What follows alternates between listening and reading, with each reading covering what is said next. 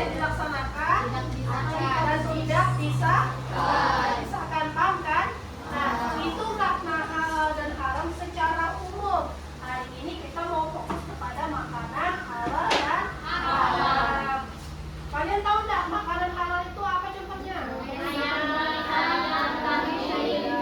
Ya, hewan-hewan yang boleh disembelih itu hukumnya halal untuk dimakan. Kemudian kalau yang haram-haram contohnya apa?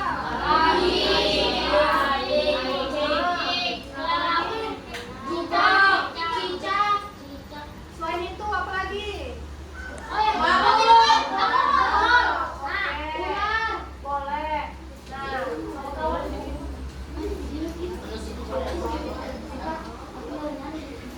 Makanan halal itu kita bagi dulu ya. Sesuatu yang halal itu didapatkan harus didapat dari proses mendapatkannya.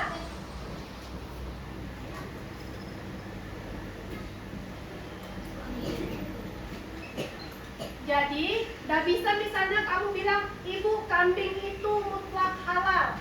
Kambing itu bisa tiba-tiba jadi haram. Kalau apa? Kalau dalam prosesnya ketika belum masuk ke dalam tubuh kita, ketika mau masuk ke dalam tubuh kita, itu bisa menjadi haram kalau prosesnya salah satunya cacat. Makanya harus diperhatikan dari prosesnya, kemudian ini proses mendapatkannya misalnya dari mana kamu mendapatkan bahan makanan tersebut? Satu.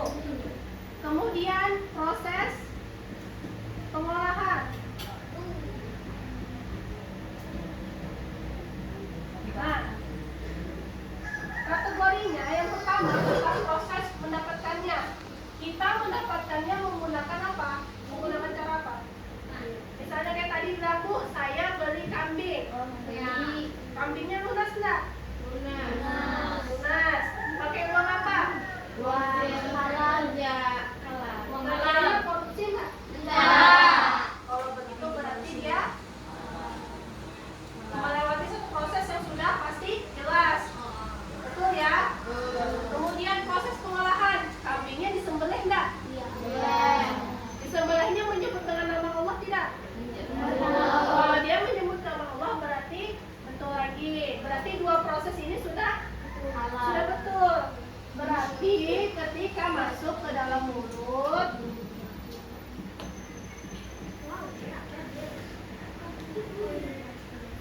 sebelum makan kita mengucapkan Bismillah.